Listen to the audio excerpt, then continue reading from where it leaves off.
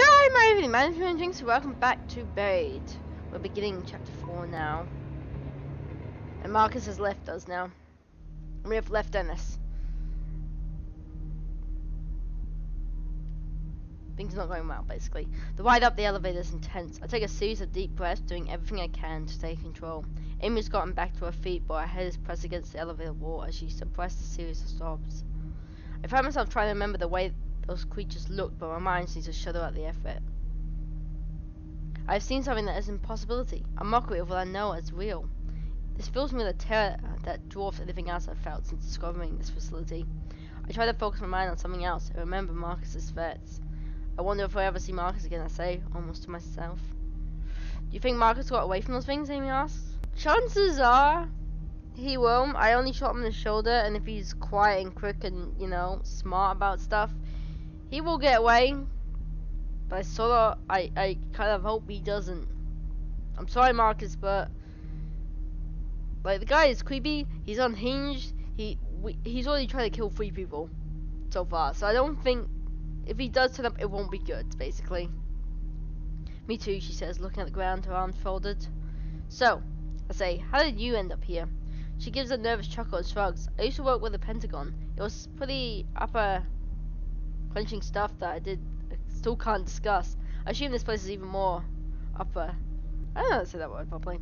I say, this place is even on the scale, she answers. My other job was a cakewalk compared to this. Then why say, I ask? Because the money is ridiculous. I have a 13-year-old daughter already talking about heritage. You do the math. I love how we're having this human bonding moment right while there's like an awkward elevator right up to back to the same level we came from. Oh, I know. She's a force in nature. Her dad ran off when she was 3, so for a long time it's just been me and her. Amy pauses before continuing softly. What if I never see? Her voice breaks off. The words too terrible to say. Her eyes fill in with tears. The elevator comes to a stop. The slight ding of it interrupting the moment. Amy hastily wipes her eyes and we waste no time in getting back into the command center. Yeah, we have to go back to the command center once again. Hello, we have missed you.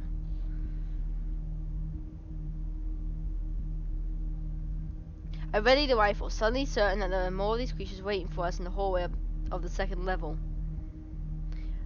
But the way is clear, allowing us to hold our ass to the command center. Once again, I find myself staring at the screen that shows my ruined rogue site.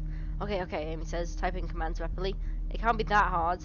I keep peeking over my shoulders, my senses feeling as if the monsters are sneaking up on us, mere inches away. Then I think of Dennis and wonder how he's faring back on level 3. Is he safe? No, probably not. I look back to the screens and see that Amy has finally found what she's looking for. I prompt on the screen says, override of hangar doors and all level 3 locks required clearance code. Amy types in her number with shaking fingers and the screen goes black for a moment. The moment the words override confirmed come up on the screen, Amy jumps from the chair and heads out the room. We have to be quick, she says. We have exactly 20 minutes to open those hangar doors. I think we all know what happens in 20 minutes. They shut and don't open again. So, move. Let's not dilly-dally and talk about gossip. I follow out the command center and back down the hallway towards the same elevator that brought us here. Amy punches the elevator button and the doors slide open. We're taking the same elevator back to the biochem room, I asked. Those creatures are still down there. There's even more in the other direction, remember? Hopefully they're left, she says. We hope so badly. Neither of us say anything else, so we share a look of immense dread. We step back in the elevator and head back down to the biochem room on level 3.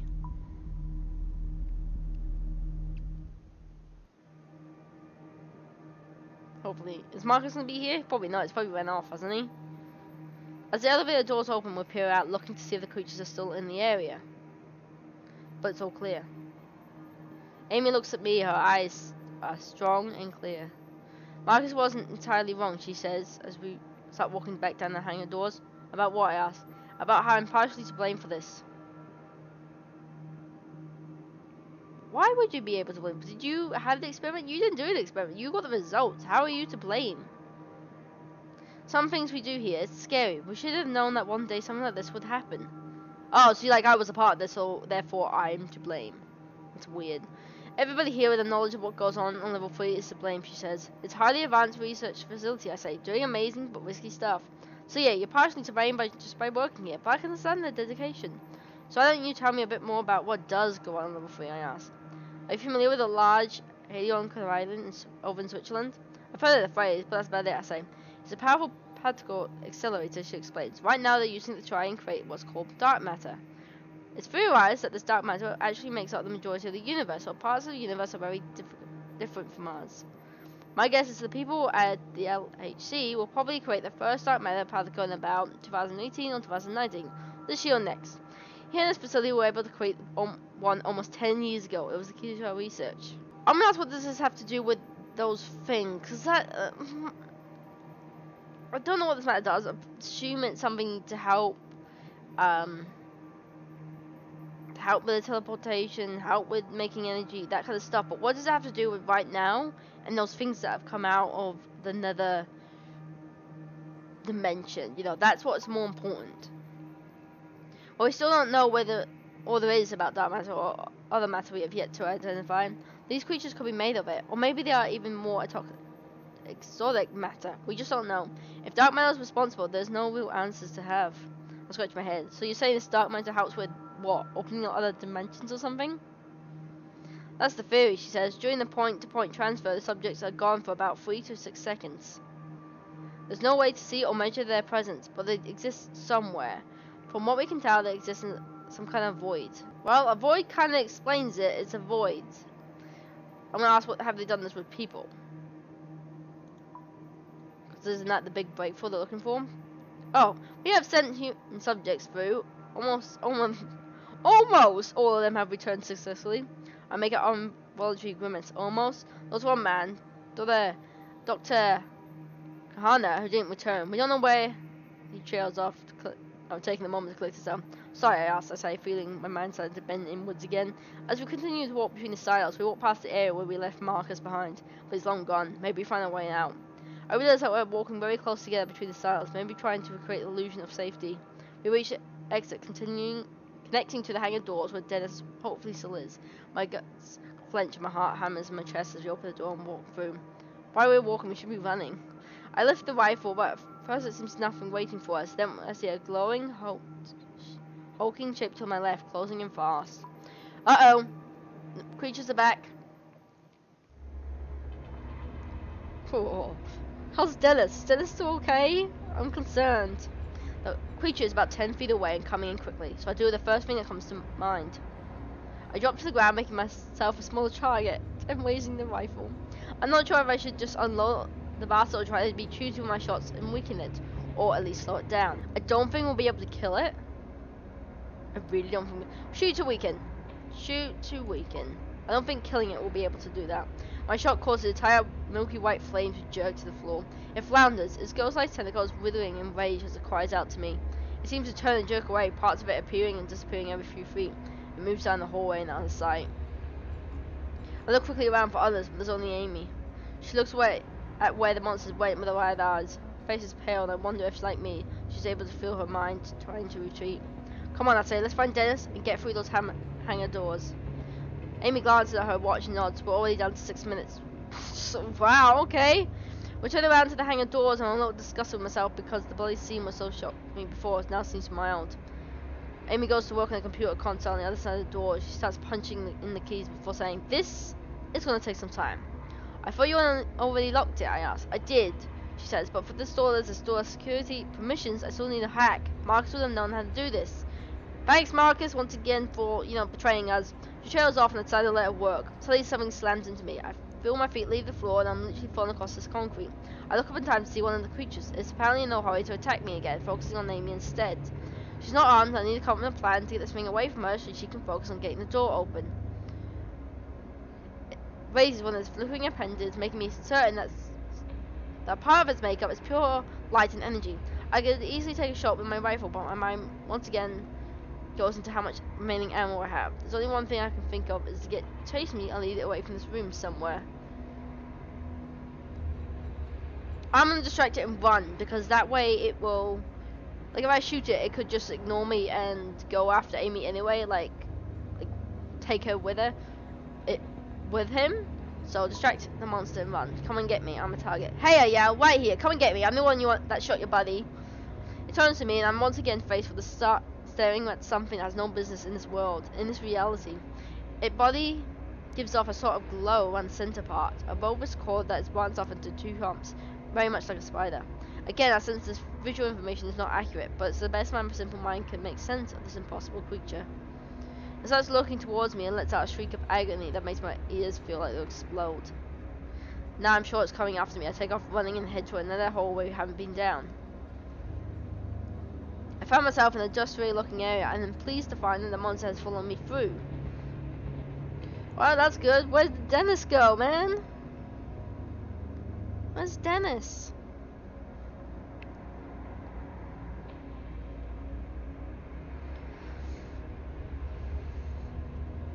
The room seems to be an assortment of old pipes and tanks. I assume some of them run further down to the other areas of the facility. With the creature on my tail, I dash through the maze of metal, hoping to lose it. It's definitely having a harder time squeezing through than I am, and it slows it down. Of course, the room's not a cage of any kind. The thing is still heading towards me, shredding through the pipes as it rages. I notice that something is breaking the steel grinders, but the other times it seems like it's somehow merging or changing them. Pipes that were separated are now connected together in a way that makes my head hurt. I finally get a good amount of distance between myself and the creature, and I think it's lost my trail. I need to get back to those hangar doors. There's not much time before they're closed shut. But if I make a sound, that creature could be on my heels again. Okay, well, if we're assuming the door's all ready to go, we need to run. Because if we, like, hide and escape quietly, that's going to take up some time. And the doors could shut, and then we're trapped here forever. So I'm going to run. Just run quietly, jeez. But no time, I think to myself, I have to get moving. But no care of staying silent, I trust myself through some more pipes and make my way back towards the door I entered through. Immediately the creature picks up on this and turns towards me. But I don't even look back. I slide between the rusted obstacle course and sprint back to the hangar door. Amy, the goddamn hangar doors better be open. They better be open, and where's Dennis?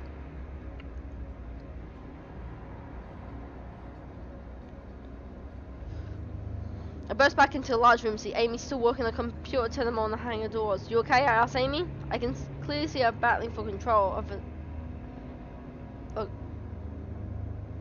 faculties as demon determination wins out and she gives a grim nod. Anytime Dennis went, I asked, hoping she has noticed his body somewhere. No, she replies. Instead, I realize I have no idea how many rounds I have remaining in the rifle. This is the model I'm familiar with, outside of some deer hunting, and I'm not much expert on firearms. So I'm able to locate the chamber easily, see that there are 4 rounds left. Not great, but it could be worse. How are we on time, I ask her. 4 minutes, I'm going as fast as I can. I'm just worried how long it will take you to lose that thing. Well, there's chat. It's right coming.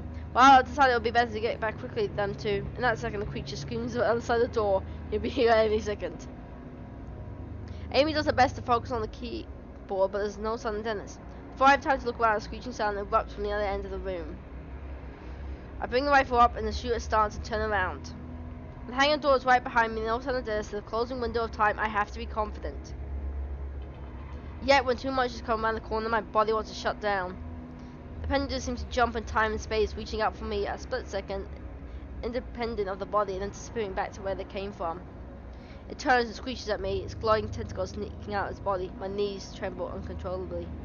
Behind me, Amy shrieks.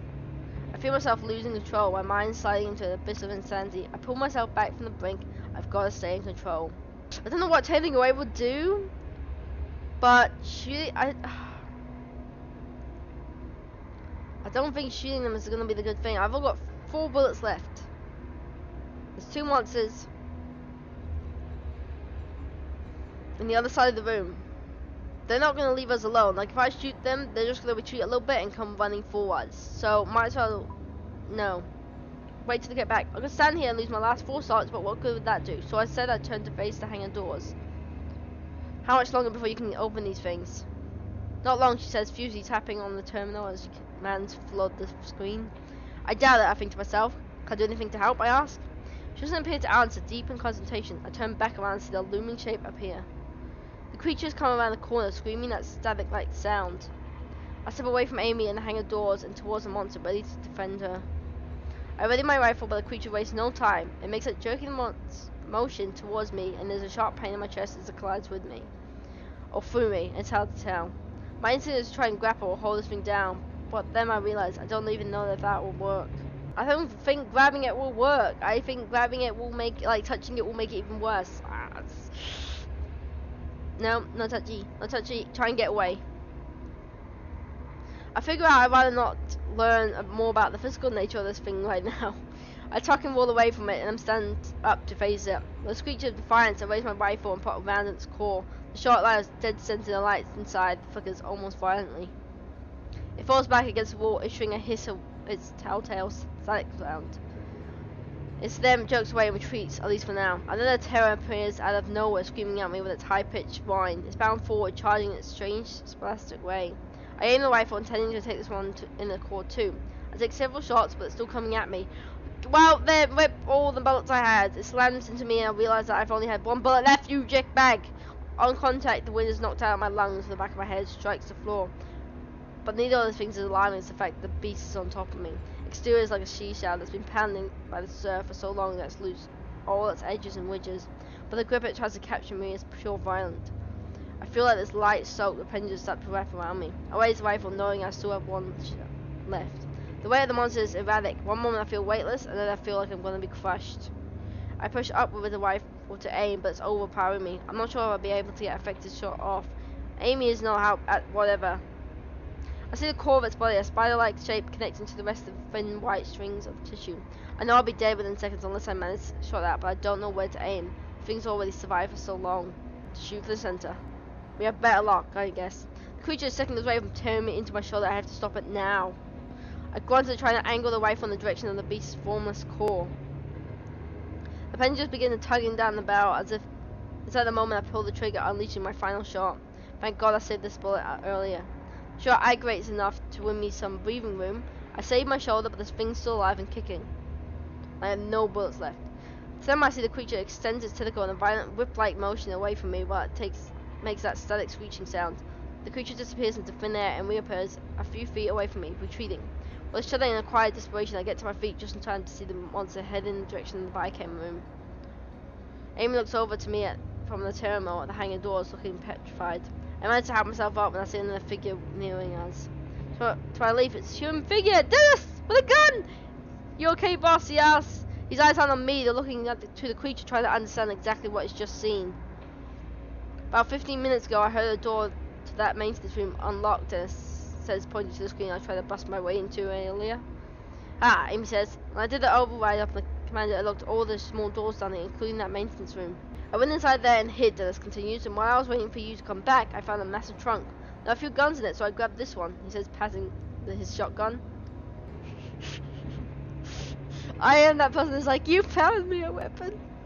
I am both. I'm glad to say both, and glad we have some weapons. I'm gonna go for it. Yeah, no problem, he says. Sorry, Dennis, I'm glad you're two safe here, but... She doesn't break eye contact with the panel. Almost done, she replies. Suddenly, without warning, a shot resonates off the wall behind Amy's head. We start to look around, confused. Did Dennis' gun goes off? No, goddamn, it's Marcus, isn't it? And another shot blasts near us again, all drops to the floor. I look around, wondering who or what could possibly be shooting at us. Those things don't do anything that sounds remotely like gunfire. Then I see him. Marcus. I should have killed him when I had the chance. He has a rifle and is walking towards us, an insane look in his eyes.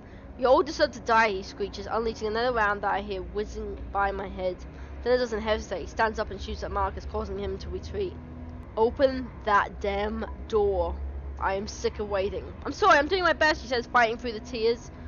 She makes a few final key presses and says, done. Doors open with a noise and hydraulics and a whoosh of air. With Marcus pinned down by Dennis's gunfire, we start moving towards the doors. In that moment, another creature jerks into existence around the corner between us and Marcus. Shit, Marcus says, and starts unloading it into it. By then he learns the same lesson we did. This only slows the creature down, so it doesn't kill them. Bullets doesn't kill them ever. Marcus has one last look at them, turns and runs off in another direction. Dennis, Amy, and I climb up and head through the doors, moving on nothing more than adrenaline. I see her looking longingly at the maintenance room. Dennis took the shotgun from. You get into that hangar, Dennis says. I'll get some more firepower. Satisfied with the plan, Amy heads for the door. We scramble inside, finally inside the hangar. Dennis approaches from behind, holding several large guns, looking like a kid who grabbed an armful of Halloween candy. Amy reaches out for a 9mm with one hand. Dennis turns to me and holds the shotgun and a handgun for me to choose. Both look deadly. Shotgun looks more powerful, but the handgun will probably be more precise. I'm gonna go shotgun instead of handgun, because these creatures, like, if you can aim for the core, that's the way to slow them down majorly. And the handgun is more precise, but the shotgun has more power, and I think power is gonna win the day out. I just think like, but the handgun's good if you got like a tiny target, but with shotgun I kind of want to have a bit more power behind it, so I'm gonna take the shotgun. So thank you. Yay, major decision. I take the shotgun, surprised at how heavy it feels, but also invigorated by its weight. There are more creatures coming, as many as a dozen. They are floating down the hall quickly, the tentacles slithering. The way their light seems to mingle together is almost beautiful. Close the door, I yell at Amy. She dashes to another terminal mounted inside the hanging doors and tries to desperately close it. It's not working, she says with tears in her eyes. The terminal is disabled. Dennis looks through the open doors, readying himself to shoot the first monster them near us. Should I be trying to slow a few down or just run for it, he asks, gun at the ready. There's no point in slowing them down. There's a dozen of them, and we might as well waste the time we would use to slow like a few of them down. Just run. Like, use that time to run. Okay, let's run for it. Good idea, Amy says. I'm out, she says. With that, we turn and sprint into the hanging floor. Oh. We have finally made it through the doors, guys. Finally. Took us an hour.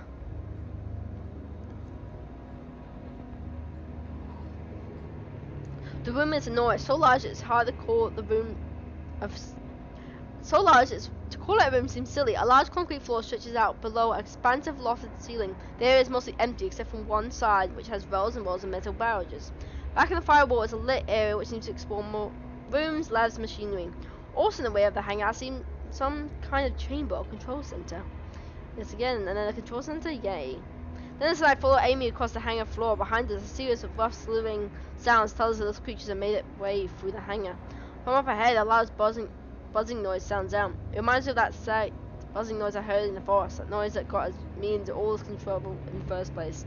I look ahead and see that the far back of the hangar, a bright red light is flashing. There's a small hatch or door below the light. That hatch is open. I can see a shape inside. I barely make it out. The figure of a man stands there, holding an interesting microphone. As soon as I see him, I hear his huge amplified voice. It bears down over the intercom system, and he sounds pissed. I don't know who the hell you are, he says, but it's a government facility on lockdown, and there are protocols to shit. I assume the curse coincides with this exact moment he sees the creatures. They are making their way through the hangar doors. There are about 20 feet between us and the creatures. I act instantly, squeezing off 2 rounds with a shotgun. The first spray is low, hitting the floor, causing a shower of sharks. But the second shot causes one monster to jerk backwards. Yeah! It's a good thing that shotgun is quite forgiving. Amy and Dennis take the cue and starts firing as well. The floor becomes littered with a swirling white fluid as the wounded creatures' bodies, but they're not slowing down. The alarm keeps shrieking behind us. Then, when I turn to see if anything's changed there, I trip over my feet. I hit the ground hard in almost comic fashion, sliding several feet across the floor. From the ground, I see that we have managed to turn back 4 of them. But I also see that my estimate of dozens off. There are at least 20 of them. Their dim lights sinister and gloomy. Their appendages seem to bind together as they come forward. My only hope of survival is that the man in the far doorway somehow shuts that hangar doors. His voice comes blaring over the intercom again, broken by a booming noise of the gunfire we are laying down. Run here towards the installation chamber. I'm not sure how much time we have left. I realize that I can spin ahead of Amy and Dennis, or I can hang back and give them cover. Well, Amy is breaking down badly. She's not dealing with any of this, and Dennis is already badly injured. I'm the one who has had the most experience and mostly okay. I mean, I've had the kick to the face and all sorts of head injuries, but I have the best health and experience dealing with this creature, so I'm going to give them cover. Go inside when that guy is, I say. I'll make sure we don't have those things right on our tails. I'll hold them back for a while. I sound like a manly hero there. I know it sounds macho, but it feels like the right thing to do. I've at least tried to give some of us a chance to escape. So Amy and Dennis run through the doors. I blast, and the next thing I see moving. All I get for the trouble is that static like hiss and a high-pitched whistling noise. I'm able to beat them back for a bit, forcing them to scatter. Each flicker of light is a small victory. If nothing else, I'm buying Amy and Dennis time. When I'm certain there's nothing more I can do, I turn and run. I hustle quickly to catching up to Amy and Dennis, who stop and turn to provide me with cover fire. There, Amy says, pointing to the small door where the man is standing earlier. Swarm is less than 15 feet away now. So few as they are pushing through one another to get to us. I fire, still not quite used to the kick of the shotgun. I aim for the core, but the shot hits low. Oh, dude, come on. Solo knocks the master back, giving me time to readjust. We are now in the middle of the hangar floor, with its isolated chamber ahead and the monsters behind. Beside me, Dennis also fires. The kick of the gun jolts him, probably a result of him being weakened from the blood loss. His shot lands true, though, causing a jerking tumble and a flicker of its light. Almost in, Amy yells as we get close to the door we hope will still save us. Again! Them first. As always, get inside, I yell at Amy and Dennis, motioning to them get moving with my gun. I open the door and give Dennis a push towards it. He resists, more eager to try and take him down some other beast before he makes it to safety, but eventually he gets in. I wait a bit to make sure Amy's inside too. I let my fire off a few rounds on the creatures that are still heading for us, hoping to slow them down. When Amy and Dennis clear the door, I nearly dash inside, but then something hot seeps into my back. Roger! Dennis yells. The pain in my back is so immense I barely notice the fact I am being lifted from the floor. I look down and see that one of the creatures using its floating arms to grab me by my waist. Its tentacle wraps around me. It lifts me into the air as in preserving me as a trophy to its friends. Hey guys, look! I caught a human! Yeah! I can't angle the shotgun to fire off a round, so I bring the stock of it down on the monster's lucent, smooth body. It's like striking it forward. My attack has very little effect. As it continues to hoist me up, screeching its approval, Dennis comes back out of the room and fires off a shot. The bullet catches the monster on the other side of its core, sending it backwards and causing it to freeze for a moment. It releases me, and I hit the ground, dropping my gun and again finding myself unable to breathe. I feel slightly dizzy, but it fades as I see Dennis still standing outside the doors. He's firing at the beast like a madman. Doesn't seem the ones he's left coming along the side of the edge of the wall. I'm gonna push him out of the way. I am definitely sacrificing myself for my friend. And I will do this because I don't think like yelling doesn't always help. Push him out of the way. I try to dash forward as Dennis to push him out of the way, but there's not enough time. Damn it. Creature jokes out of existence and reappears right behind him. By the time Dennis turns and sees the creature coming, it's already drawn several appendix back to strike. Oh no, Dennis, I'm sorry. Dennis tries to release his gun, but it's knocked out away by one of the tentacles. I send out tentacle strikes, and Dennis is spun around and thrown off balance by the attack. Dennis catches himself before falling. A further tentacle wraps around Dennis' forearm, and I see it squeeze, tightening instantly. The tip of the appendix passes clean through his hand, its blood-soaked tip poking out through his palm. Dennis' face grimaces with pain as he tries to wrench his arm free, but the creature's tentacle has his arm speared like a nail through wood. The moment of clear clarity, I realize I can free him with a clean shot to the monster's tentacle. But it'll likely mean blowing Dennis' hand off. Oh no. Dennis yells over the creature's high-pitched shriek. Can you get free? I can have a shot, maybe. No, Dennis gasps and the creature tosses him around like his hand like a puppet. Don't shoot, I can get free. I can't tell if he's right, but the other monsters starting to encircle him. I need to ask fast. No. I can't do that. I can't shoot off my friend's hand. I can't. I cannot. No. I'm sorry, Dennis. Please don't die. Oh God. Dennis is fighting hard, doing everything he can to bring the gun round with his good hand. But he's screeching as he tries to tear his hand away, screeching in both fury and desperation. It only seems to anger the creature, which swats Dennis in with a net on its tentacles, opening a deep gash across his cheek. His skin peels back and his eyes go wide with shock. The creature drops him to the ground as if playing with him, then the floor and space around Dennis seems to warp. The bottom quarter of his body seems to disappear before I realize it's been merged with the floor. No! At that moment I know, it's over. 3 others swarm him, surrounding what remains of his falling body. I don't even hear Dennis scream, there's just a frenzy of crackling, sickening wail sound. After that, there's nothing else. Fury, sorrow, and absolute rage surge through my heart. I grab my gun as the remaining beasts come towards me. They kill me, but I don't care. This is war, and fires like a son. This is... Amy grabs me from behind and pulls me hard inside. I try fighting her off, but she's persistent, and a part of me might... No, she's right. Don't be an idiot, she yells to me.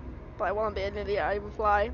She practically follows me through the doorway as I fall. I hear her fire off 2 more shots before slamming the door closed behind her. I watch greedily as she punches a few buttons in the control panel on the wall. This is followed by a mechanical click as the door locks. We're safe in the chamber. But Dennis is gone. No, Dennis! Oh, I'm sorry. No, no.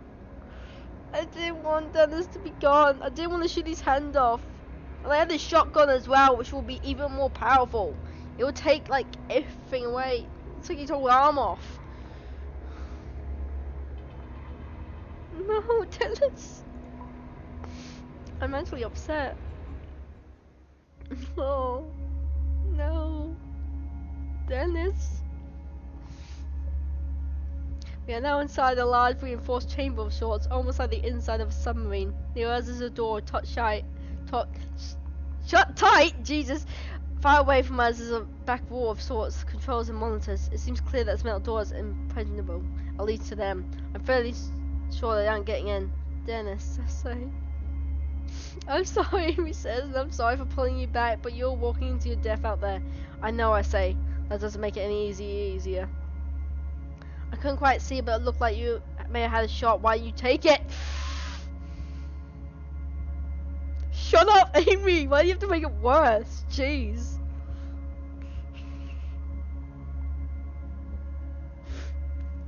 I thought he would get away.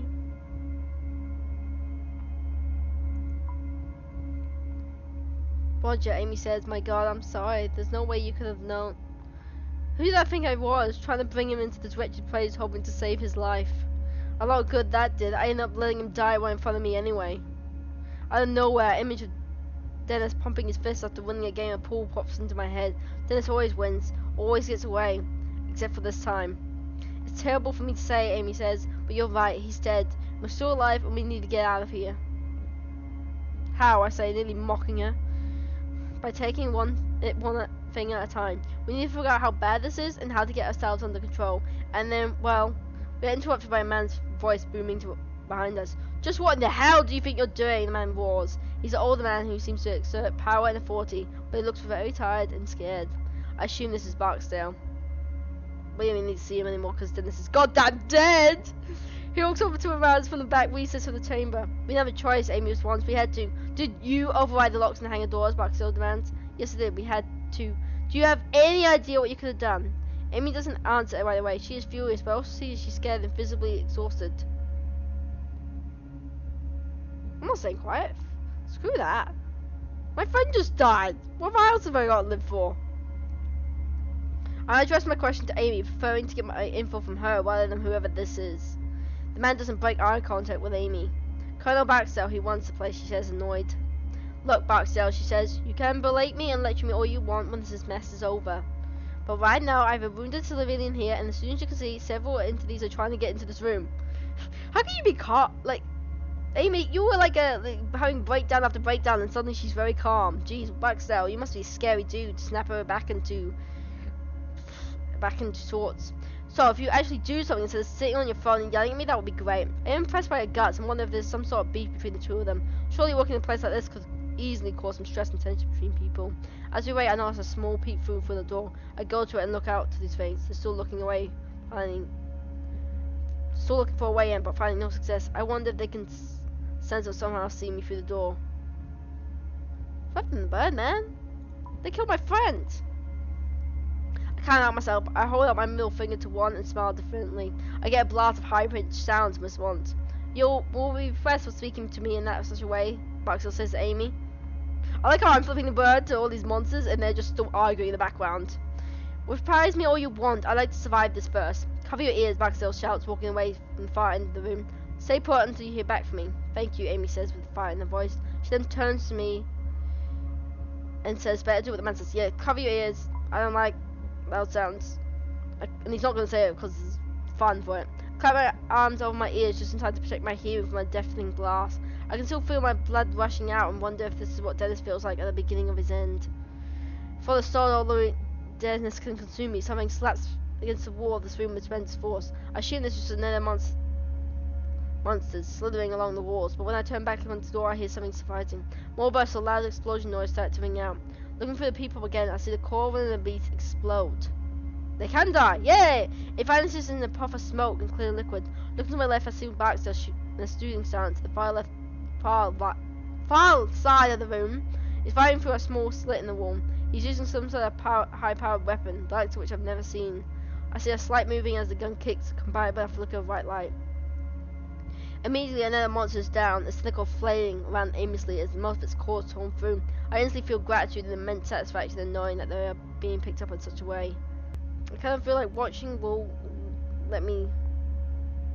I'll continue watching just in case if I can learn something, like how to defeat these monsters. Because it may be safety now, but there's more chapters, so you know something's gonna wrong. Like, I'd rather sit down and rest, but I'm gonna keep watching in case there's something to be learned from this experience. Maybe we can get the gun. I slide my eye up to the people again, watches what effect the shots are having outside. Because I know that the white liquid and gas of the creature's blood, seeing it draws up a frenzied bloodlust in me. And then there's blast in the center, the translucent cell collapsing inwards as its light dies out. Yet another shot and a massive explosion of tentacles causes the body to disappear as it dips in and out of existence. After several moments, my view is blocked by a splash of white liquid that covers my peephole. When the firing's over, I barely notice it. Soon after, Baxter walks back in over to our side of the room. They're all gone, Baxter says, and I've resealed them hanging doors. How'd you kill them like that, I ask. Classified weapons that, quite frankly, you have no business being near. Thanks, dude. I'll just die instead, like Dennis. Thank you, thank you. Dennis gets her feet and returns to the panel in the wall. Thanks. How badly is this feeling hurt, Baxter? Asks Amy, as if I'm not good enough for him to speak to. A nasty cut, Amy answers. If you get quick attention, you'll be okay. Okay, I have Strickland, get a med kit. Strickland survived, Amy asked, sounding cheerful. Yes, and until you and your friend showed up, I thought we were the only ones. Hang tight, she's on the way. With that being said, he retreats to the back of the room as if he can't stand to be around us. Amy approaches me and looks me over. You're in good hands. Strickland will be able to fix you up. Is she a doctor or something? Sort of. She's also a physicist. But oddly enough, she spends time as a trauma nurse in the army. Strickland a friend of yours? Amy chuckles. Yeah, we've known each other for quite a while. The only woman in a sea of overachieving men. I really want to be meaning of Backstale sounds like a prick, man. God, Dennis's death has changed me. It's changed me so much. Okay, we'll try and we're back to being a little bit positive. I am. Usually we have lunch together, she says, and she's helped me out of a few tight spots in my career. In a few seconds, the door behind us opens and a woman appears from back further in the chamber. She enters the room and it looks like a small suitcase. She is dressed in a very basic and drab military getup, complete with a holstered sidearm. My name is Connie Strickland, she says, getting straight to the point. I can patch you up pretty good, but it's gonna hurt. I nod, honestly not caring how much it hurts. My God, I just want to get out here. To go home. To get home. Sit down and let's see if I can get your shirt off, Strickland says. I sit down slowly, start unbuttoning my shirt. She has to help me slip it off my shoulders, but we manage. How bad is it, I ask. Bad, she says. It almost looks like a burn, but I've seen much worse. Might as well talk to Strickland, if only to distract from the pain. What's your story? Tell us all. Tell me everything. Strickland rolls her eyes as she gathers up a needle and some thread. I've always into fringe science. I started working in labs where the eccentric Russian scientists were being funded by the US to work on combining DNA types. I sort of became obsessed with perfecting human psychology while I was a trauma nurse in the army. You're a mad scientist then, am I saying? I get it a lot, but no, not compared to the stuff we do here. What kind of stuff? I wanna know. It's complicated. Cool masses, quantum gravity, crunching the things down to their that's the word. So Watson-Child radius? Fun stuff. Things, crazy things, lots of science. Yeah, mad scientist, I try to say, keeping myself calm with dry humor. There are lots of small labs working on the same stuff, she argues. They just don't have funding. So when you guys went in here, she says, I was horrified. Those barracks outside. I'm not sure if you saw them. Well, if you shot them, it could have been bad. Why? The grey ones are filled with experimental fluid that's highly companionable. The yellow ones contain liquid nitrogen. Just lying around, eh? Well, this area is the safest in the building and most secure. Well, it used to be anyway. But now we know. Yellow is flammable. No. Grey one's flammable. Yellow liquid nitrogen. We now know that. That's important. And take this, she says, handing me 4 pills. Painkillers. They won't work immediately, but they'll do the worst of what you're feeling. Are these the best idea? Want to make you dizzy or other sorts of something? Well, yeah, response is an annoyed and determined look. I'm not gonna take painkillers for this because there was a monster to help me, and if I take them, I might be out of it. Like, the worst possible minute, I can't see. I'm dizzy. My shot goes wide, and I get killed. So I'm not gonna take painkillers. I want to tough it out, man. Really, I say, I don't want to get light-handed just in case we have to move fast. I can handle it. Your call, Strickland says as she starts working off of me, and the pain is horrible. She slashes the wound with some sort of liquid that stings like crazy, and I gasp. There you go. Grin and bear it. Whether they stabbed me yet? What? Strickland asks. I'm fine. I hiss. I wince as she dabs my eye and is falling for where Marcus kicked me. I grip my teeth in pain and try to catch my breath. That attrition is the worst part. So yeah. I'm relieved to find it doesn't hurt as much as I fear. There's no panic for sure, but confinement to the firelight pain in my wound is bearable. So, you and Baxter are the only survivors, Amy asks. Seems that way. If those things didn't appear in thin air were killed by those things, Strickland says, nodding to the secure door. I'm not going to say how many was killed to make it, like, relive the horror, so I'm going to just say no one else made it. I don't want to, like, going back and counting. Not that I've seen, Strickland says. If anyone did make it, they're trapped out there with those things. I'm glad to see you. Where were you when it happened, Amy asks. I was in the micro lab on level 2, Strickland replies. Parker and O'Brien were in there with me, and they just disappeared, I guess. It looked like they were being stretched. The story did. And then there was a ball of white light, and then they were gone. The ball of white light just eliminated everything it touched. Will it leave a perfectly round hole? I asked, a light bulb turning in my head. We saw those things up in the loading site. That was probably the same phenomenon, Strickland replies. Amy looks like a child, afraid to ask an adult for something. Finally, she asks, where did they go? We don't know, Strickland says. It could have been an infinity number of different dimensions, or even some dimensions that merged and mixed together. It could also be a place that exists between dimensions. Baxter calls it the void. Okay, how is that possible? I asked. Also, anybody else get that? The music in the background's pain hurts me in my head now. We don't know that just yet, Strickland says. I understand that space-time is revolving, especially when you start warping it like we've been doing, Amy asked. That point seems to be the end of the conversation as both women fall quiet. I wince through the rest of Strickland's stitching, feeling like a tug of my skin, but thankfully, no more flowing blood. Finally, Strickland says you're good to go. I slide my shirt back on and wear a thick pad of gaze that Strickland applied to my shoulders. So have you and Baxter been able to contain all these creatures, Amy asked? Strickland feels shocked, clearly not the reaction Amy was expecting. Contain? Are you nuts? Do you not know what's happening? Amy's eyes widen in fearful confusion. What do you mean what's happening? Other than the initial experiment failing, the anomalies are becoming more numerous and further from the sports, Strickland says, casually human, and her voice is now gone. Anomalies will be the monsters, won't it? We should be more worried about where they're coming from. Where's the source? Is there a source? Can we stop it? From the location of the illegal experiment, she says. The experiment caused the first door to open, but set off a chain reaction, and they're getting more momentum along the geodesics emanating from the facility. Jesus, there's a lot of scientific words I cannot pronounce in this game. These are the pockets of exotic matter and negative dimension that are letting those things in. What the hell does that mean, I asked. It means, Amy chimes in, those doorways and monsters are starting to appear all over the facility, maybe even on the surface. Not yet, luckily, Strickland says, but the doorways will start appearing on the surface, and it won't stop there. So if me and Dennis never went in here, it would have came afterwards anyway. The anomalies reach extended affinity as far as we know. Those entities will appear on the surface in other states and other countries. Holy shit, I say. You mean the world's gonna be overrun? The whole of the past few hours have been ready to believe anything, but this is almost too much. Unfortunately, yes, Strickland says. My god, Amy says, stepping away. Is there anything we can do? There's one last resort, Strickland says, her heart starting to Baxter at the back of the room. There's an emergency failsafe switch. What? Amy says. I've never heard of that. Where? You weren't clear for it, Strickland replies. And that switch, Amy says, is that a way to stop this? Yes. Strickland says, seems uneasy with the conversation. I'm guessing the switch is going to blow up the entire facility. Suck it into something else so that nothing can escape. Why haven't you hit the switch? Well, I'm guessing the reason why they haven't saved the switch already because they want to save as much of the facility as they can. And, you know, it's like government, there's always that guy who's like, no, it's not too bad, guys. We can still save this. And they're like, people have died. No, people die all the time. Fine, we can save this. Don't worry. Don't worry. The stock will be fine. We've got to save the money. Dude, we're literally being overrun by much. No, I'll be fine. I'll be fine. Must save the facility. So I'm gonna ask what does the switch do, so we know what happens when we have to hit it. The switch is our razor, she says. It will destroy the entire facility and terminate any systems or experiments that are being conducted. Perfect. Let's hit it. It's also an emergency shutdown for interdimensional travel. It puts the event horizon around the facility. What the hell is that, I ask?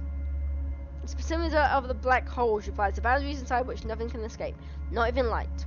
So it will kill those creatures dead. There are two problems with hitting the switch. One, Barksdale.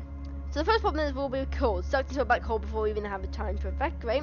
Second reason Strictly whispers is suddenly quiet is that Barksdale won't allow it. There we go! Barksdale is the guy who says, no, we must save this facility. Even though everybody's dead, monsters are run and the world's in danger. What? Amy gasped. Why not? He wants to allow those things to flood the surface. Thousands, millions will die.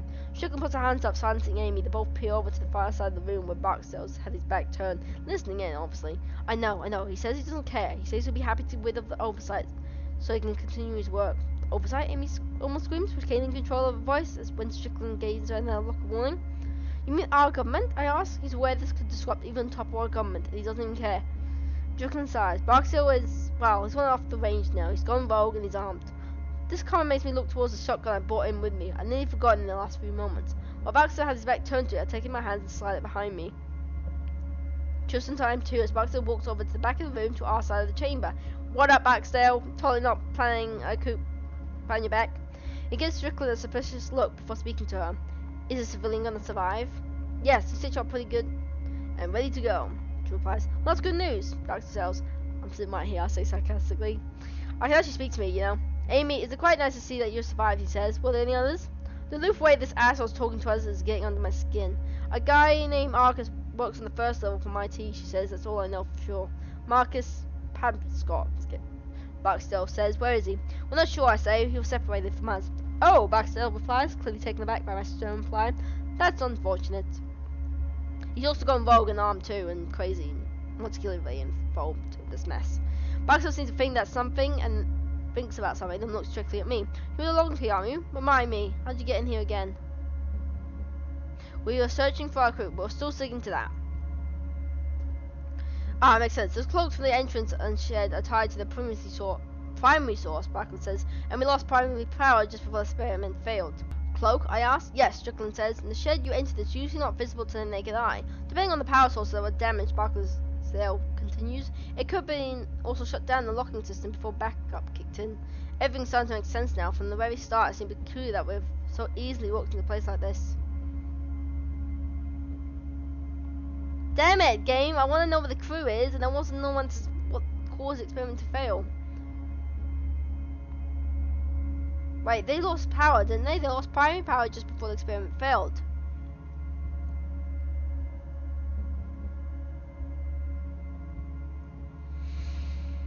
I want to know where the crew is. I think they're being gobbled up by the white light phenomenon that sucks everybody in. I need to get out of this room, jeez. Okay, the music is honestly hurting my brain now. So I want to know what caused the experiment to fail. Let's ask about that.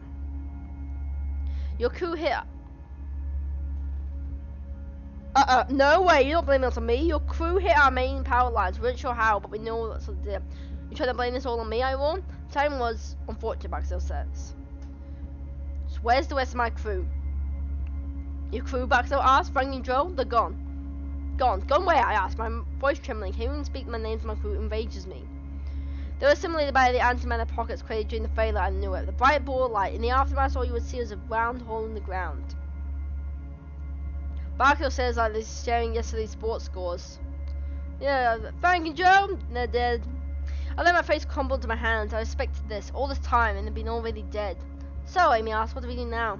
Well, it's time to continue our work, Barksdale says calmly, turning away to the instruments on the wall. Yeah, no, calling him out. I say it how it is, you're insane. You want us to keep your little toys to yourself? I say my teeth clenched. And you're willing to unleash those monsters on the world to do it. Indeed, Barksdale says, I want to continue my work. Others will eventually discover what we have here. Sure, but I want it to be me. This is my laboratory. These are my experiments. The work I've led here will earn my place in history. And quite frankly, I don't need to explain it to you. Well, off on the surface, they're struggling to defend themselves, since they won't know what they're dealing with and have the necessary weapons. After a few months, who knows, maybe I'll decide the world is ready for me to help them, and we'll go from there. Strickland steps up directly beside me and whispers in my ear. I wouldn't push him, she says. He's usually very logical, but this whole thing hasn't pushed somewhere else, but he's well off. He turns back to us, and as he said this, walking into the fire in the chamber like some sort of distraction.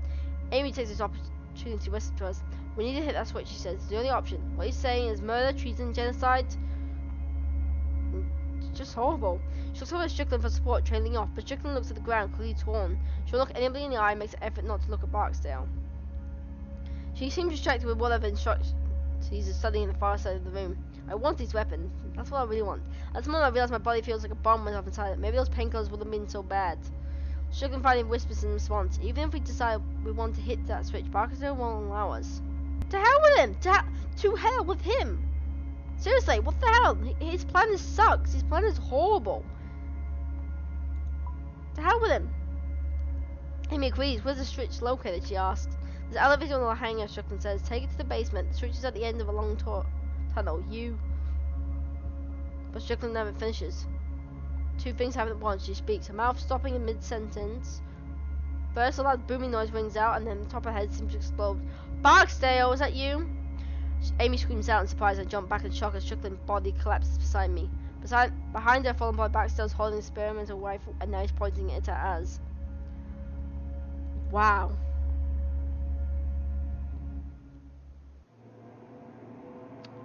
Wow. I hate him. I wonder if Barksdale's even crazy in Marcus. He just shot a woman that worked for him to keep her quiet. Surely he wouldn't have an issue killing me. Now, Barksdale yells. No more whispering, no more secrets. You two will stay in here and get away from the door. And if he whispers one more thing, I'll blow your heads off. My mind is racing to figure out a way to get the secure door into the hangar. Beyond that, of course, is a fail-safe switch. I'm gonna tell them. I'm upset. You know what? I'm upset. We just gone to hell and back, and my buddy Dennis is dead, and now the second nicest person I've ever met, Strickland, is now dead, and you just shot her. I'm pissed and I'm angry at Barksdale. With no other ideas, I resort to something I know how to do well. Be noisy. Hell yeah! You moron, I say. For someone in such a position of power, you think like an idiot. Kill me. Go ahead. Then you'll be better get someone out to those woods to move my equipment. You really want the police snooping around the logging lodge for missing loggers? If someone as dumb as me can find my way into your little hideout, my bad is having its intended effect. Barksdale's teeth clench and his rage fills his eyes. You're a fool, he shouts. You don't have the slightest idea how difficult the work we do here. How advanced and rule changing it is. Wait, when you say take a shot, do you mean shoot him? I don't want to take a shot. Not yet, not yet. Keep him talking. You scientists think you're so smart and what, but you have no common sense. All in all, this world is useless to me if you have no moral compass. Barksdale is starting to lose control. His breathing intensifies. If you think for 1 second that you could do. As quick as I can, I raise my gun and fire. I don't even aim, I just fire in Barksdale's general direction. Barksdale takes off running as my shot misses wide. He runs for cover to the back of the room. Give me that gun, Barksdale, Jesus! That's all we need. Amy also fires a shot to keep him under cover as we head to the door. Amy pushes a button and the door swings open. Barksdale will be on us in a second as we dash out in the hangars, ready to defend ourselves. Damn it! I wanted his experimental weapon. I wanted it so badly. Why are movie wheels on the floor? What's that thing? Amy and I run as fast as he can for the rows of barrels. Barksdale comes charging out of the chamber almost immediately as he steps out on the hangar floor. He starts shooting. Grey is flammable, yellow is liquid nitrogen. Each shot sends a jolt of fear through me as I wait for a bullet to end my life. We need to get to the elevator on the far side of the room, Amy tells me. It leads down to the switch. Thank you, Amy, for reminding us. If we head straight to the elevator, Barksdale's going to shoot us in the back. Let's fend off Barksdale first. Let's deal with the actual big problem. We both lean out from the cover of the barrels and take several shots at Barksdale. He sits back into the isolation chamber, which gives me a sense of victory. But then I realize he may just be reloading whatever high-powered weapon he has. Damn it, I wanted it. We have to move, I say. Agreed, Amy says. We both take off at a full sprint to the other side of the hangar. Somehow I make it through the rows of barrels and get to the elevator's entrance. I turn back to allow Amy to enter first, but she isn't there. I look back to the barrel and see she's fallen halfway down the well. Amy, why? She doesn't appear to be hurt, but she's paralyzed with fear, seeing mostly as Baxter peppers the area with gunfire. I want get her up. Give her cover. Give her cover. I've lost one friend. I'm not losing another. I start to step back into the open to enter Amy. Baxter's gunfire pins me back to the elevator entrance with a loud bang. Damn it, damn it. Apparently he's reloaded that weapon of his. As the spark fly inches from my face, I realize I have to help her from here. Then I realize the contents of the barrels. One color is highly flammable liquid. The other contains liquid nitrogen. I know signs, but I'm pretty sure liquid nitrogen is mostly harmless unless you have direct contact. If one of those barrels gets shot, the liquid nitrogen will spill over. I'm fairly positive it will simply evaporate. Oh how, but which of the barrels holds liquid nitrogen? Strickland told us, but I can't remember. I have to remember quickly, so Baxter's gonna get careless and just really shoot and we could all die. I just said it as well! It was yellow, wasn't it? I just said it, I just said it! Why can't I remember? Why can't I remember what I literally just said, like, 10 minutes ago? I can't remember.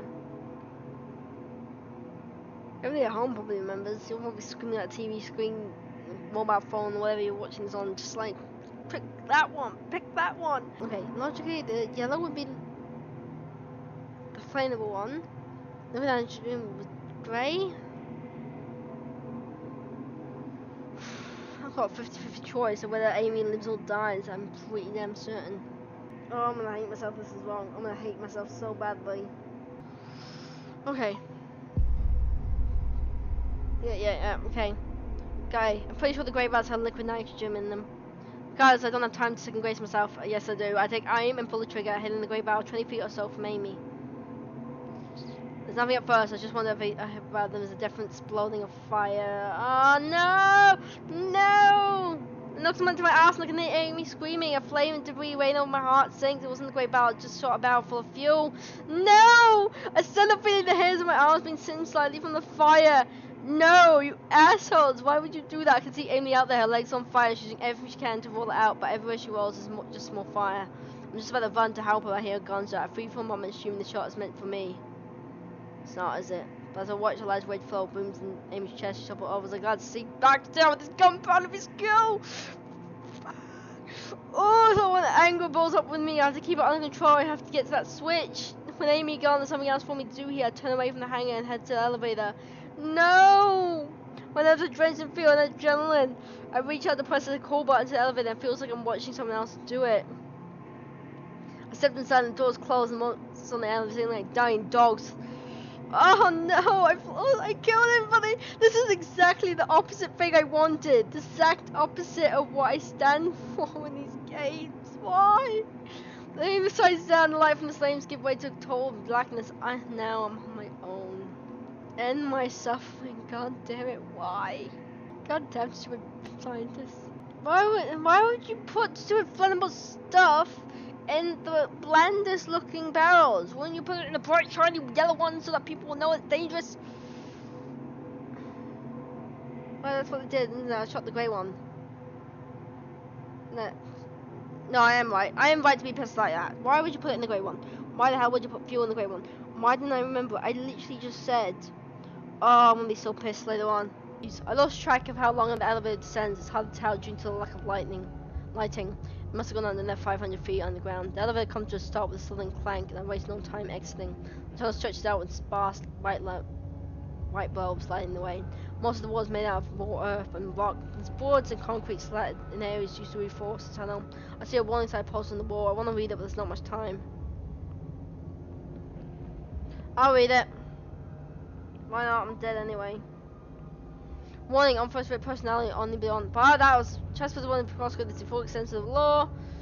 Absolutely no exceptions. Well, that was handy. Well, I'm glad we got that out of the way. Now that everybody's dead. After a few steps, the pain in my body intensifies. How stupid was I to turn down the painkillers? Well, I made all the stupid things this episode, so quite frankly, I'm not even surprised that was the wrong choice. I look up and I see the tunnel ceiling says I'm 6 inches over my head, claustrophobic freezes me for a moment. So it's much better than facing the monsters above me. I wonder then, walking through the darkness where they came from. Is it the portal still open? The bulb's too little to thwart the darkness. I hold the gun in one hand and reach out towards the walls in the other. Feeling the wand in my palm anchors me to reality, to sanity. I am not in some boundless abyss. I am still in the real world, for a long way at least. I recognise that I'm marching to my end. As much as I wish I weren't, it's not surprising. For a moment I saw those creatures could do to time and space, at least a part of me knew that death was inevitable. What I didn't realise was my friends dying with me. Before I had the time to wonder whether my family will really miss me, I see a light ahead. Something more than a speck of blue light, and in the darkness of the tunnel it was like a lighthouse from a stormy sea. I frog forward, my eyes straining to focus on the little light ahead. From my head I can see something that sounds like water, trickling lightly like a leaky faucet. And behind that, there's something that sounds like a wind, a light breeze through the open fields, and a voice. Anywhere else, the sounds might be pleasant, but here in the blackness of the tunnel, they're menacing. Stay quiet, jeez. I'm not here to make friends because they all die. I don't make a sound, instead I'm trying to make sense of what's going on around me. I cut my head, trying to concentrate, then I realize I see the tunnel walls now. This is odd, I wasn't able to see them a few seconds ago. This is different from what the blue light at the end of the tunnel. Then I see the light slimmer in the air. It looks like a foggy mirror steamed over a shower. And it's moving, dancing in the air like some abstract firefly. It's not menacing like those creatures, so the threat is no. It's peaceful. It's serene. I watch as the cinema branches out and come to 2, then 3, then 4. They snake out in different directions, tracing the tunnel walls. Are those shimmers and doors to another dimensions that Strickland was talking about? Suddenly I'm surrounded by light above and below me and realize there's no avoiding it. The question is, how am I going to get through? Face first into danger, let's go. What else have I got to lose? I stick my head through and feel a tingling sensation, almost pleasant. I reach out slowly, my hands stretching out into one of those shimmers of what I can only assume is some kind of light.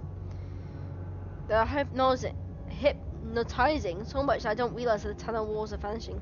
I feel like wind and a brief electrical pulse pass through me as the lights take me. It's them, I feel a very gentle pushing sensation. I somehow know I'm being exhaled. I passed through something, maybe like lights, maybe the tunnel walls, I don't know. But the shimmering lights fade for a bit, still dancing in the air, but no longer large and branching out. As my eyes adjust, I can see right away that I'm no longer standing in the dark tunnel far beneath the hangar.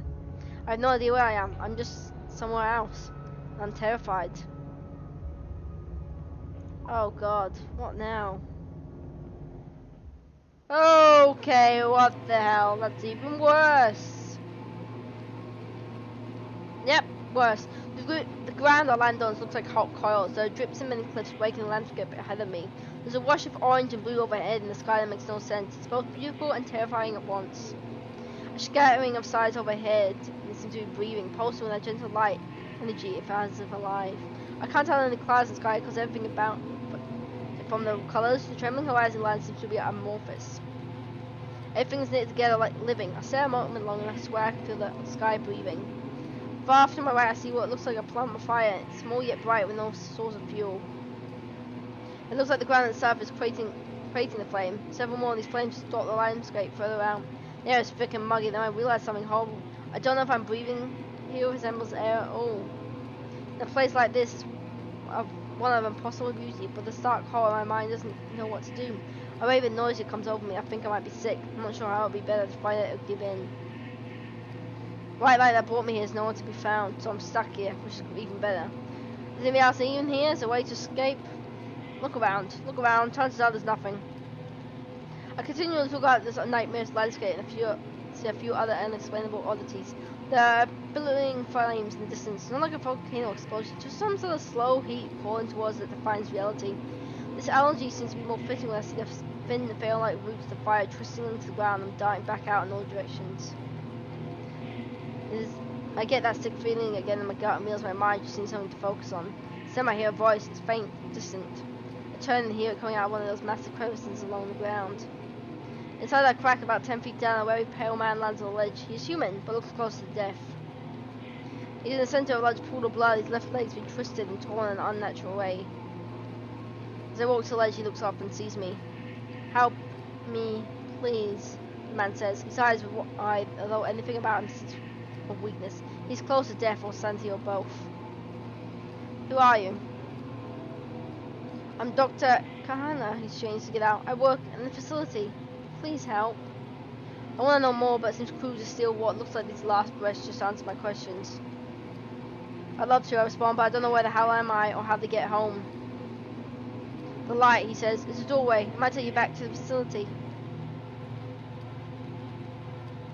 Where did it go? Take anything at this point. They come and go. They'll be back. Please help me. I just really want to help, but there's no way I can reach him. This ledge is too far away above the pools of fire.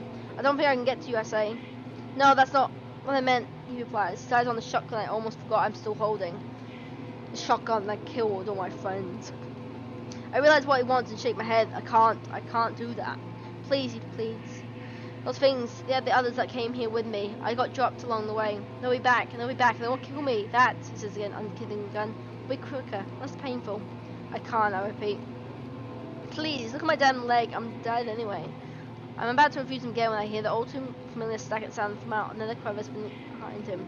I hear another of the shrill noises and watch as one of the monsters materialize out of the neighboring crevices.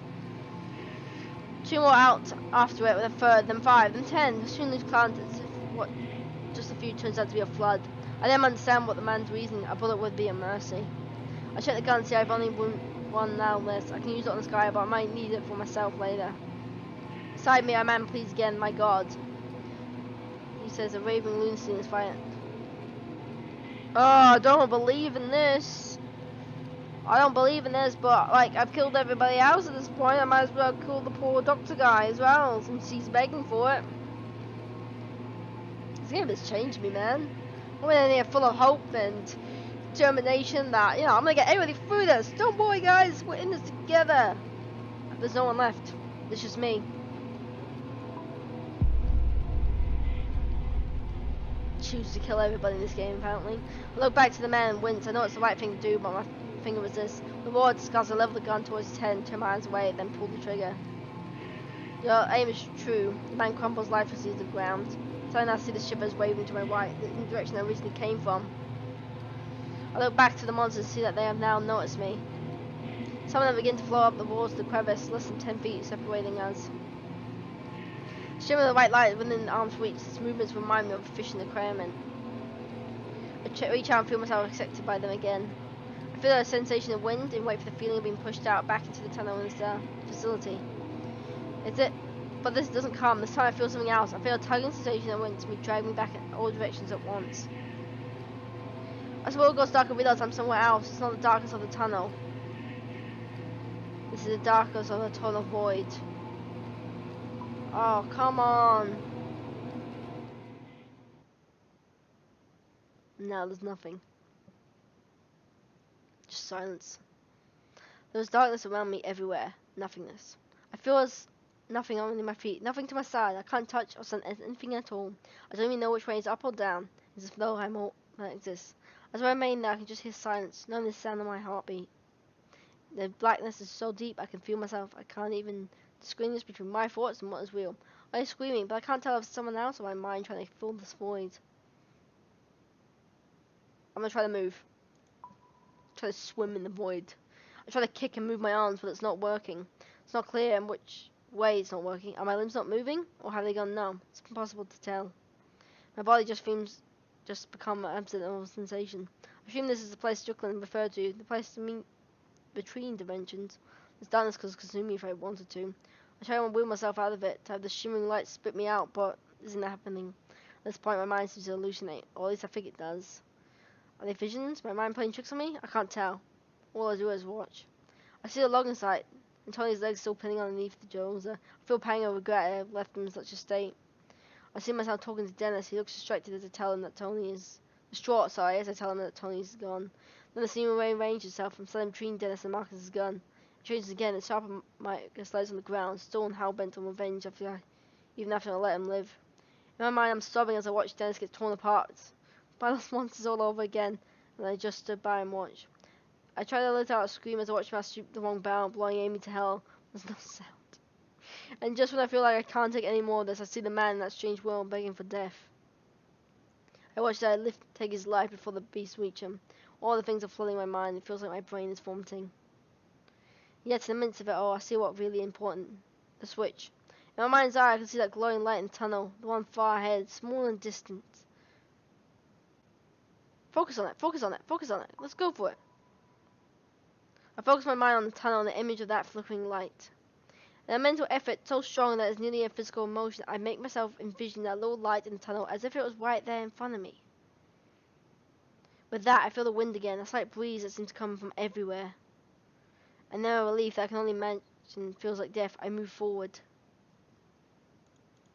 Are we back? Where are we going? We're back! We're back! We're back!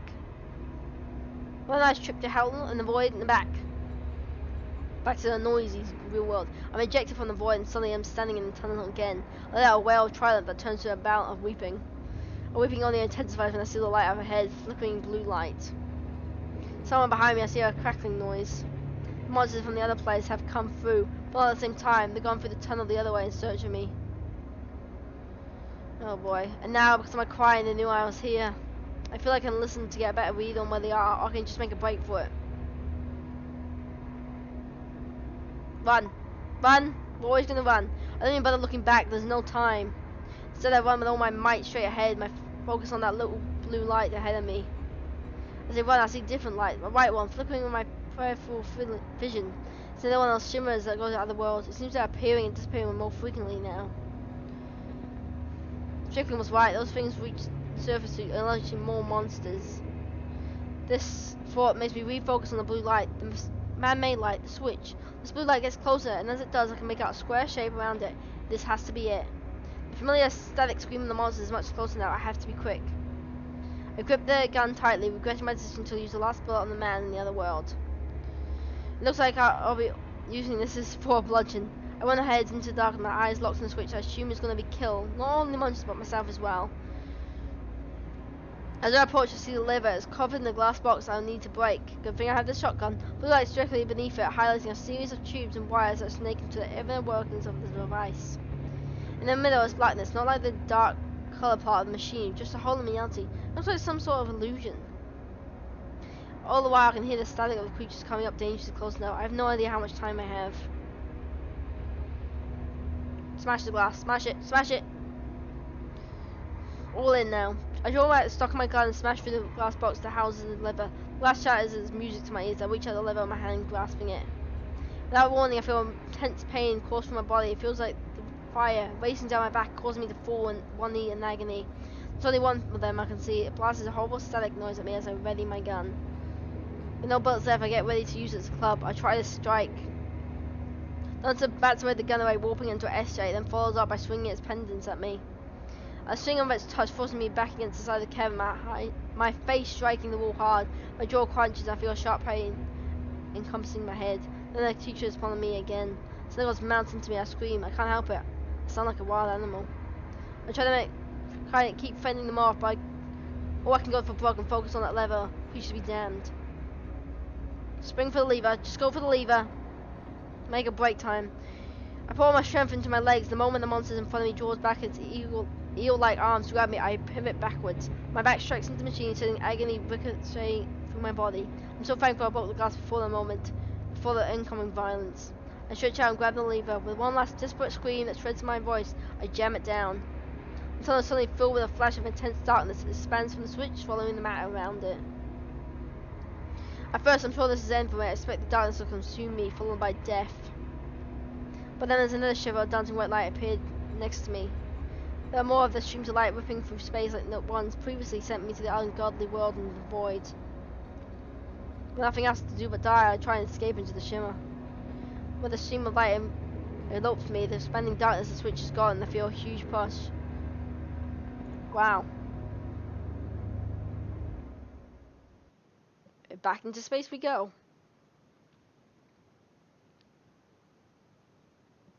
My body feels stretched, collapsing like I'm falling in all directions at once. The world goes white, and then there's a pinpoint of stars everywhere. One of them breezes directly to my right, and I see something that looks like a spiral galaxy distorted in its folds. To the right, I see an endless stream of stars and dust clouds forming some galactic architecture. But beyond their immense beauty, I noticed something. I'm seeing the same star patterns over and over. They were repeating like reflections in an endless mirror. Are these different versions of the same galaxies? The same realities? To my left, I see a calm blue world I can barely make out. Trees, familiar conducted trees I've been around for the last few weeks. To my right, I see a copy of orange world. There are trees there as well, but something strange, disturbing. As I zoom by, I'm not sure how much control I have in this unusual place. If I can direct myself, it's worth trying. I'm going to go to the blue world. Let's not go to the strange world. Let's go to the blue world. Jeez. I try to focus my eye on heading towards the blue world, not knowing what to expect. My breath catches me for a moment. Everything's dark and peaceful and nothing hurts. That's nice. Oh, hello. We're back. Oh, my friends are dead. My breath back inside my body, I gasped and opened my arms. I'm back at the logging site. How? I'm not sure. Did the shimmers react with the explosion of the switch? Some other accident? I have no idea. I sit up right away and become instantly dizzy. I wonder if I somehow back in time before we found the facility, and what happens next makes me realize it can't be true. There's a term on the ground, something off in the distance. I hear a metallic groan. The buried facility has been ripped apart underneath the ground by activating on the switch. I hear trees splittering and popping all around me, and there's a muffled sound of implosion. A huge group of trees is falling, followed by a massive plummet of dust and debris. There's no way back. Dale and Marcus survive. Good riddance. I look in the direction where I found Dennis is sitting before this all started. Then I remember he's gone, along with Amy. And I die. I'm crying. I'm still not sure how I got out of the facility alive. That, I suppose, is the most important thing. Alone, but alive. Then I look up and notice the sky. Why? Is there something wrong with it?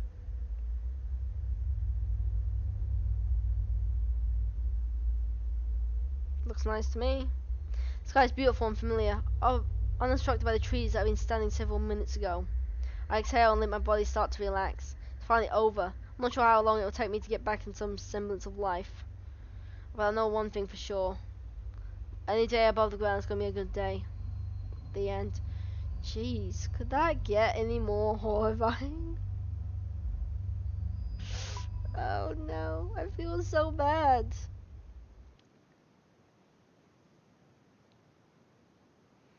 I'm so upset by Dennis's death, and I just can't believe I totally forgot what colors. Tough it out. You and 64 players didn't take the painkillers, who survived.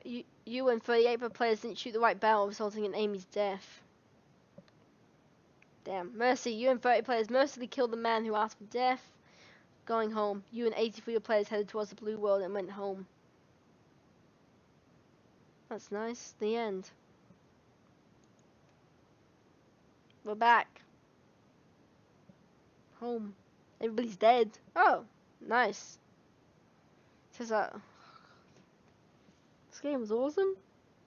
But I feel terrible because everybody died. And it's silence.